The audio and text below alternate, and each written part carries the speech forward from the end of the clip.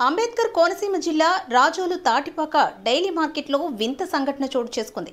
మార్కెట్లోని chicken వ్యాపారం చేసుకుంటున్న వ్యక్తిని ఉదయం నుండి విసిగిస్తున్న కాకిని పట్టుకొని తన షాప్కు తాడుతో కట్టివేశాడు.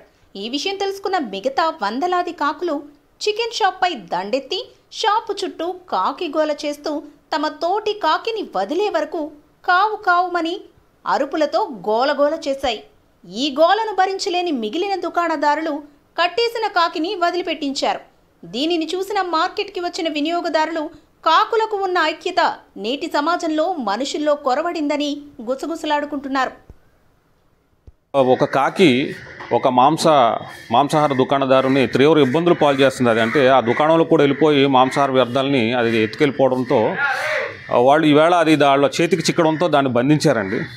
ఆ బంధించిన క్రమంలో ఒక కాకిని బంధించేటప్పటికి వందలాది వేలాదిగా మరి కాకులంతా కూడా ఆ దుకాణం చుట్టూ చేరి అవి కావు కావుమని బిగ్గరగా అరుస్తూ అవి ఒక ఉద్యమంలాగా ఒక నిరసనలాగా ఆ దుకాణం చుట్టూ తిరుగుతుంటే ఆ దుకాణదారులు కానివ్వండి, ఆ మార్కెట్లో ఇతర వ్యాపారాలు చేసుకునే వాళ్ళు ఒక ఆశ్చర్యానికి లోనయ్యి ఈ కాకి కోసమే ఇవన్నీ వచ్చినాయి అని చెప్పేసి ఆ కాకిని వాళ్ళు విడుదల చేసేయడం జరిగిందండి.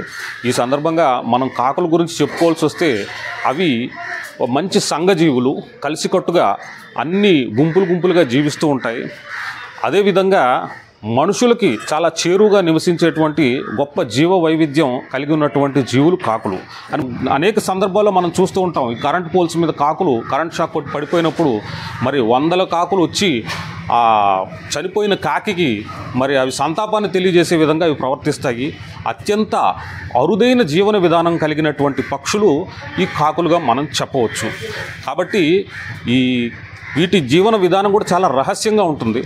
అవి జతకట్టే విధానం కానీ మరి అవి గుడ్లు పెట్టే విధానం కానీ ఎక్కడో దూరంగా చాలా రహస్యంగా వాటిని పునరుత్పత్తిని అవి చేసుకుంటాయి. గుంపులుగా జీవిస్తాయి.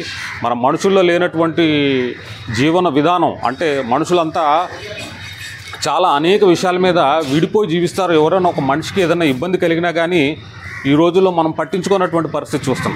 కానీ అదే ఒక పక్షిలో ఇంత సంఘటితంగా అవి ఒక పక్షి కోసం ఆరాటపడే విధానం చూస్తే ఆశ్చర్యం కలగక మానదు.